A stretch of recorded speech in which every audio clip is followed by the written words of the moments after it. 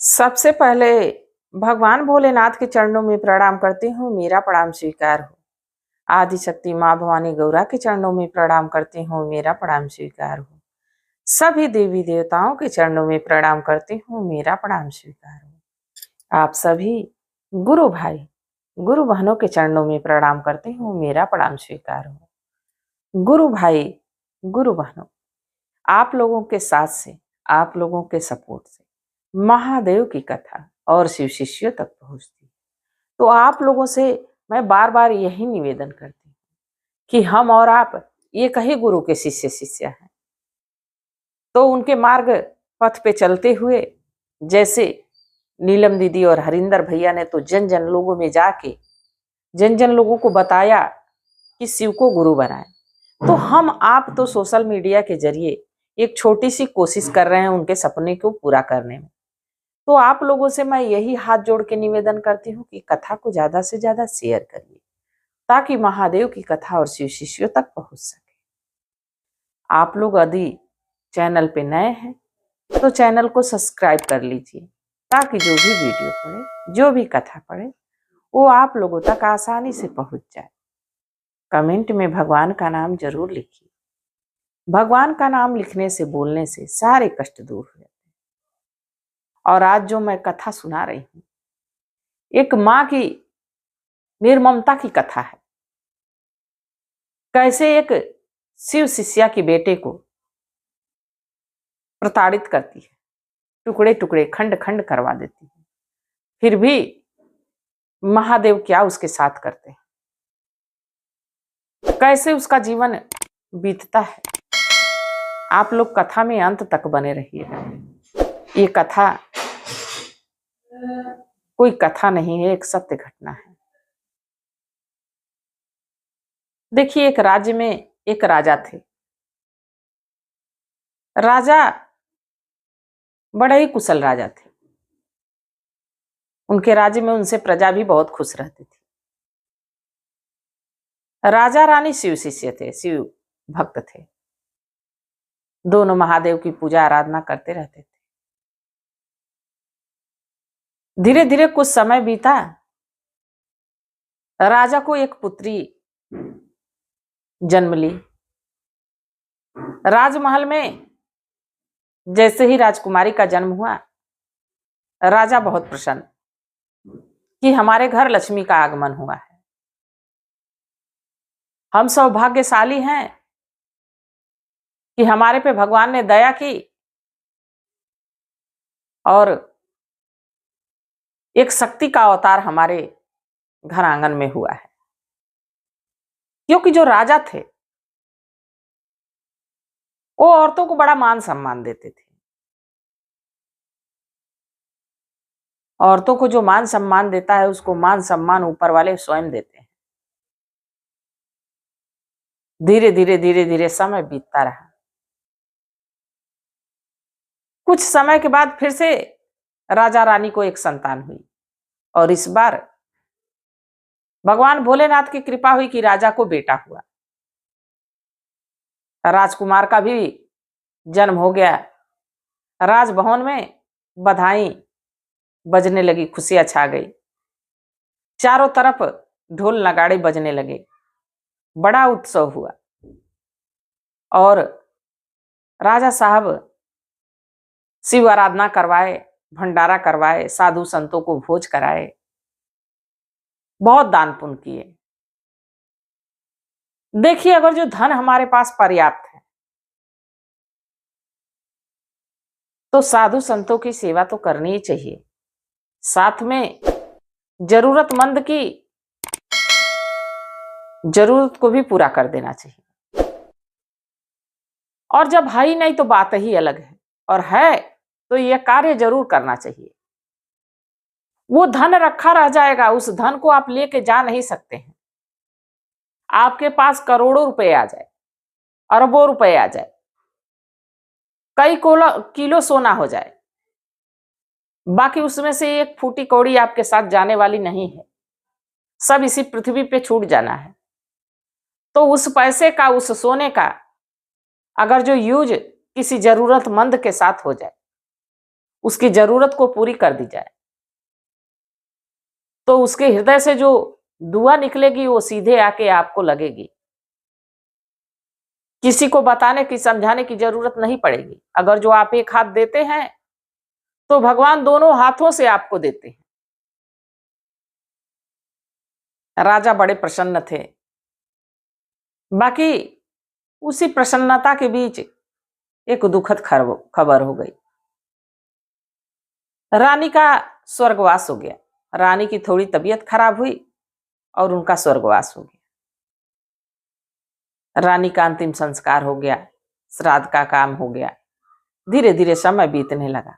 अब चूंकि राजा थे, 2 बच्चे छोटे थे, उनके मंत्री, कुछ सेवक राजा को यही बात समझाते कि राजा साहब, आप दूसरा विवाह कर लीजिए, आप राज्य का कार्यभार देखेंगे कि बच्चों को संभालेंगे। राजा कहते नहीं नहीं, मैं अगर जो विवाह कर लिया तो क्या पता बच्चों की सेवा होगी या बच्चों को और भी ज्यादा कष्ट हो जाए, मैं विवाह नहीं करूंगा।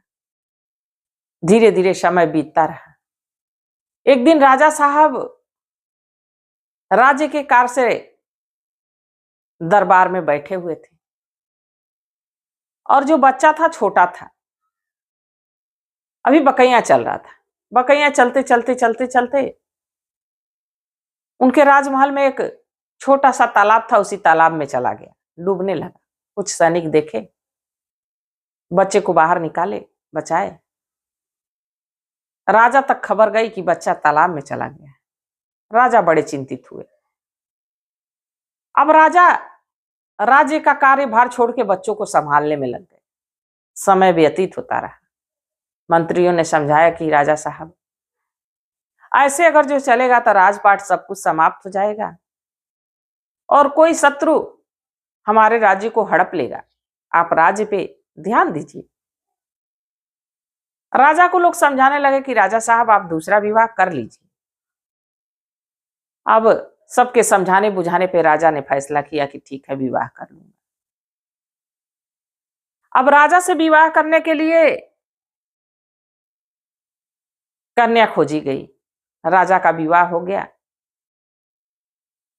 जब नई रानी राजमहल में आई तो राजा ने बच्चों को देते हुए कहा कि आज से इनकी मां आप हैं और इस राज्य की और इस राजमहल की जिम्मेदारी आपकी हुई। रानी बहुत प्रसन्न की, हमको राजमहल की जिम्मेदारी आते ही आते मिल गई। हमको राजा रानी स्वीकार कर लिए। रानी थोड़ी लालची टाइप की थी और लालच सब कुछ समाप्त कर देता है। लालच एक ऐसा बीज है जो अगर जो पनप जाए हृदय में तो उस लालच में क्या क्या बर्बाद हो जाएगा इसकी समय सीमा नहीं रहती है। अब रानी राजा के सामने तो बच्चों को बहुत लाड लगाती, बाकी जैसे राजा राजमहल के कार्यों में व्यस्त हो जाते, रानी अपना सजने संवरने में समय देती, बच्चों पे ध्यान नहीं देती। उस राजमहल में एक पुरानी दाई माँ थी, वही बच्चों का ध्यान रखती। समय बीतता रहा, बीतता रहा। 1 साल बीता, 2 साल बीता, 4 साल बीता, 6 साल बीता। रानी को कोई संतान नहीं। एक दिन रानी के हृदय में हुआ कि आज राजा से पूछूंगी कि आप प्रेम किससे ज्यादा करते हैं। राजा और रानी रात्रि के समय अपने महल में सो रहे थे। तभी रानी राजा से कहती हैं, राजा साहब, अच्छा आप ये बताइए कि आप सबसे ज्यादा प्रेम किससे करते हैं। राजा बिना सोचे समझे उत्तर दिए, कहे, मैं सबसे ज्यादा प्रेम अपने बेटे से करता हूं, क्योंकि जब रानी उसको जन्म दिए छोड़ के चली गई तो उसको पालना पोषना हमारे पे जिम्मेदारी आ गई और हमारे हृदय के सबसे ज्यादा समीप वही रहता है। ये बात रानी को अंदर से तो एकदम झकझोर दी, बुरा बहुत लगा। बाकी अपने आप को संभालते हुए चतुर रानी ने राजा से कहा कि आपने तो मेरी मन की बात कही, मेरे भी हृदय के समीप हमारा बेटा ही रहता है। राजा बड़ा प्रसन्न हुए कि हमारी दूसरी रानी भगवान की कृपा से बड़ी अच्छी है और ये हमारे बच्चों का बहुत ख्याल रखती है। जो महादेव के भक्त रहते हैं ना, वो सरल रहते हैं, सज्जन रहते हैं, वो सबको अपने जैसा समझते हैं और अपने जैसा नहीं भी रहता है तो बनाने की कोशिश करते हैं। अब धीरे धीरे धीरे धीरे समय बीतने लगा। जब लड़का 12 वर्ष का हो गया तो था तो 12 वर्ष का, बाकी देखने में जैसे लगता था कि 18-20 साल का लड़का हो। वो गठीला बदन, इतना सुंदर, इतना रूपवान राजकुमार कि राजा साहब को भी कभी कभी लगता कि अब राजकुमार का तिलक कर देना चाहिए, राजकुमार को राज्य की सारी जिम्मेदारी दे देनी चाहिए और इसके बाद हम शिव आराधना करेंगे। अब रानी को राजकुमार को देख के बड़ा क्रोध आता। एक दिन राजकुमार धनुष चलाना सीख रहे थे, अस्त्र शस्त्र चलाना सीख रहे थे। रानी उनके समीप गई, कहीं बेटा तुम सुबह से ये काम कर रहे हो, शस्त्र चलाना सीख रहे हो, थक गए हो, चलो मैं तुम्हारी पैरों की तेल की मालिश कर दूं। अब चूंकि बचपन से, जब से होश संभाला तब से अपनी सौतेली माँ को ही देखा तो उसी को माँ समझता था। कहा ठीक है माँ। अपनी माँ के साथ लड़का जाता है, राजकुमार जाता है। रानी अपने पलंग पे लेटा के और लड़के के पैरों में तेल की मालिश करने लगती और तभी एक तेज से चीख निकलती है और पूरे राजमहल में गूंजने लगती। सारे सैनिक दास दासियां दौड़ के पहुंचते हैं, देखते हैं कि रानी का कपड़ा फटा हुआ है और रानी की कलाइयों से खून बह रहा है, रक्त बह रहा है। रानी जोर जोर से चीख रही है। राजकुमार के भी समझ में नहीं आ रहा है कि मां क्यों चीख रही है। तभी राजा वहां उपस्थित हुए। कहे क्या हुआ रानी? रानी कहीं कि राजा साहब आप ब्याह के हमें अपने लिए लाए हैं या अपने बेटे के लिए लाए हैं? अरे निर्दयी माँ, माँ का कलेजा भी नहीं कपा कि हम अपने बेटे पे कौन सा लांछन लगा रहे हैं। जो बेटा, मैं तो बेटा नहीं समझती पर वो बेटा हमें माँ समझता है। राजा साहब तुरंत अपनी तलवार अपने बेटे के गर्दन पे रख दिए। फिर रानी छली कहती है कि नहीं नहीं राजा साहब, ये भले हमको अपनी माँ ना समझे, मैं तो इसको बेटा समझती हूँ। ऐसा है कि इसको राजमहल से निकाल दीजिए पर इसको मृत्यु दंड मत दीजिए। राजा कहते हैं अपने बेटा से, जो हृदय के समीप रहता था, उससे कहते हैं कि देखो ये होती है माँ, तुमने माँ को तो कभी माँ का दर्जा नहीं दिया पर माँ ने तुम्हें बेटे का दर्जा दिया। बेटा की आंखों से झरझर लोर गिर रही है कि आज हमारी माँ होती तो क्या हमारी दशा ये होती। राजमहल से बाहर निकाल दिए। जो राजा साहब की बेटी थी राजकुमारी, वो भी देखती रह गई, भाई को राजमहल से बाहर निकाल दिया। धीरे धीरे समय बीतने लगा। एक दिन रानी राजा से कही कि राजा साहब, मुझे किसी मनुष्य का मांस खाने का जी कर रहा है। राजा साहब कहे कि आप आदेश करिए, किसी भी मनुष्य का मांस आपको दे दिया जाएगा। कहीं कि जब मांस ही खाना है तो क्यों ना मैं राजकुमार का खाऊं। राजा कहे कि मैं तो उसी दिन मार रहा था, आपने ही रोक दिया। आपकी सेवा में कल ही आपकी बात को पूरा कर दिया जाएगा। राजा साहब रात में अपना तलवार लेके गए, अपने लड़के का गर्दन काट दिए। राजकुमारी को इस बात का भनक लगा राजा साहब गर्दन काट के तो लड़के का चले आए। राजकुमारी वहां पहुंची तो देखी कि भाई की गर्दन कटी। वहां से कटी हुई गर्दन और भाई के धड़ को कुछ अपने वफादार सैनिकों द्वारा उठवाई और वहां से लेके घनघोर जंगल में चली गई।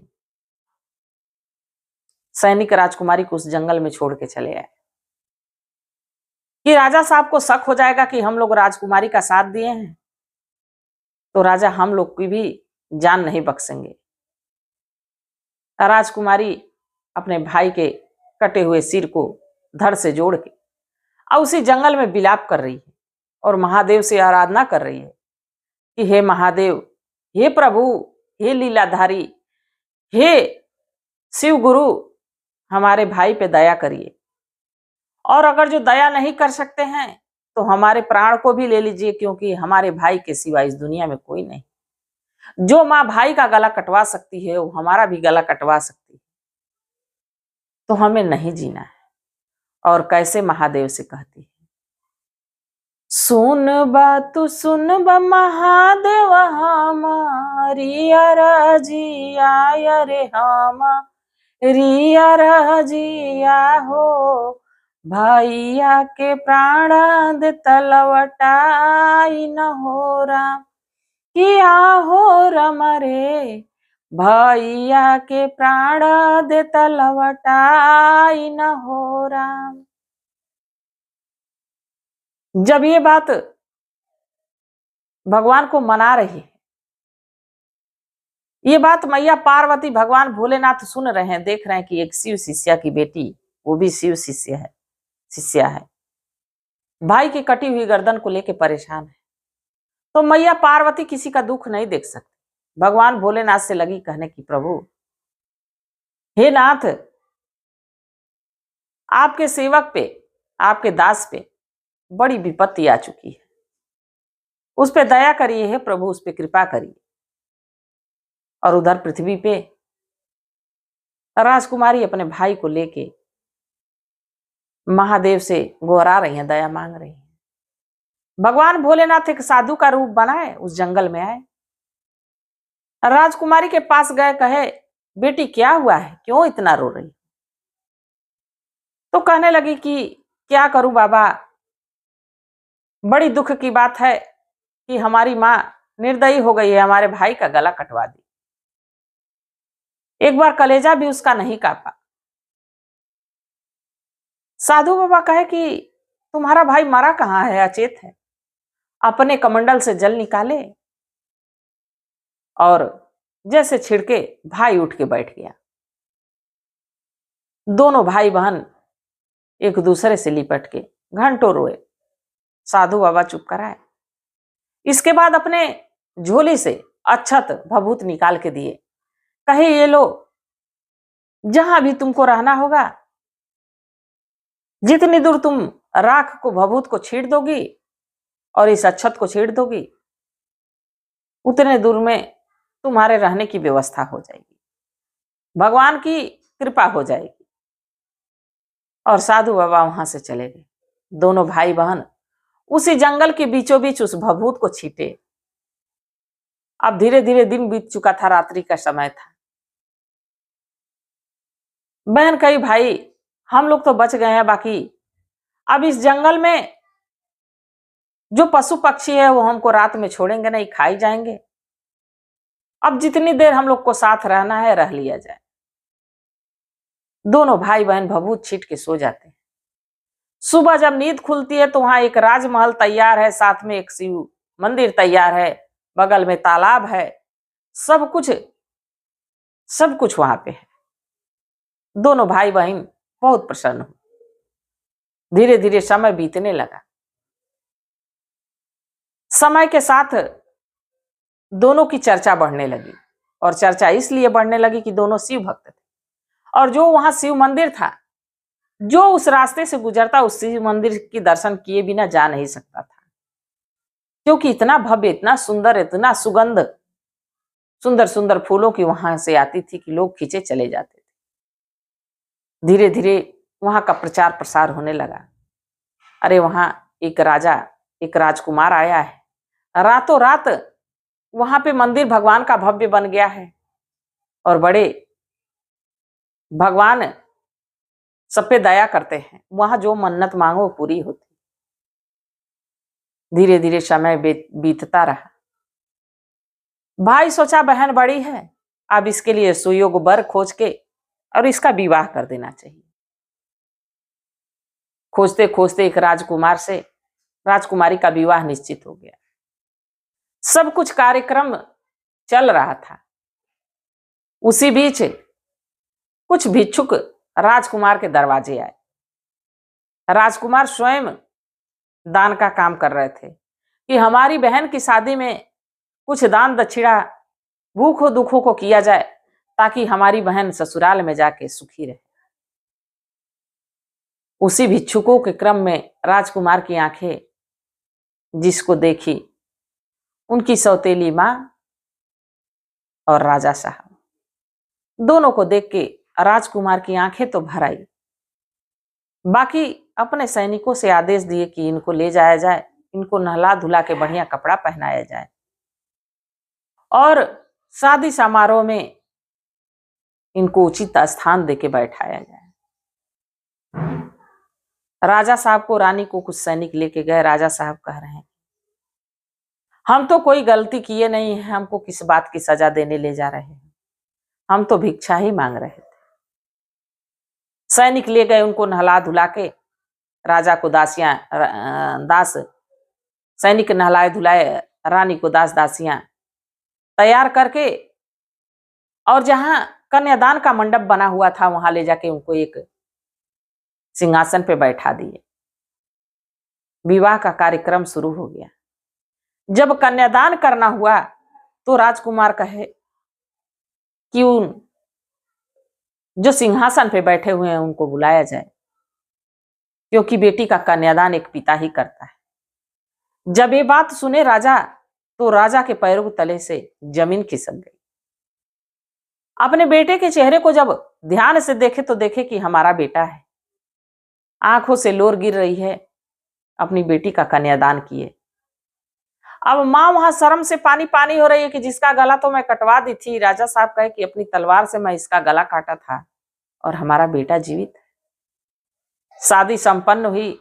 जब राजकुमारी की विदाई हो गई, राजा साहब पूछे, बेटा तुमको तो मैं अपने तलवार से काट दिया था, और वो भी भरी सभा में राजा साहब ने अपने गुनाह को कबूला। राजकुमार कहे कि सब प्रभु की लीला है कि मैं मरा नहीं।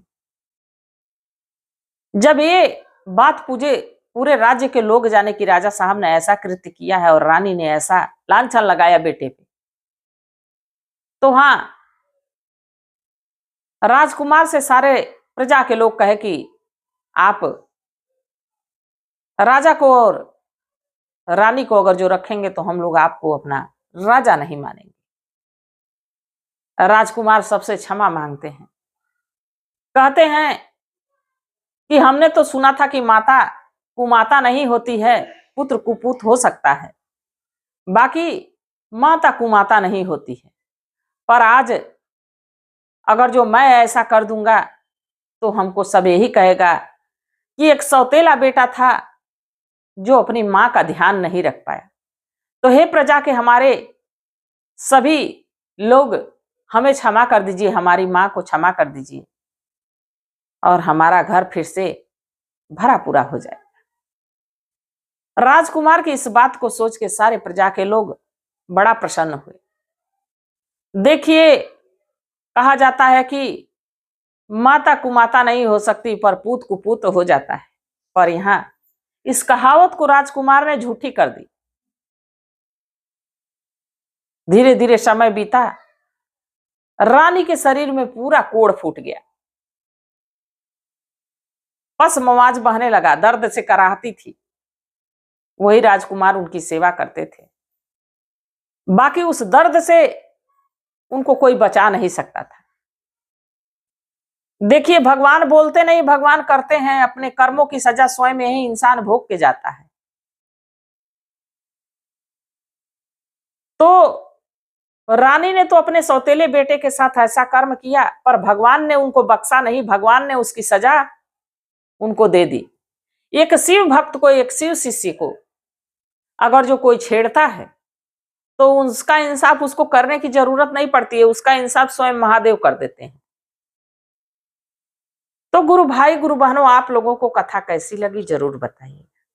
मैं भी महादेव से यही प्रार्थना करती हूँ कि हे भोलेनाथ, हे शिव गुरु, सभी गुरु भाई सभी गुरु बहनों पे अपनी दया दृष्टि बनाए रखिएगा, इसी कामना के साथ। हर हर महादेव।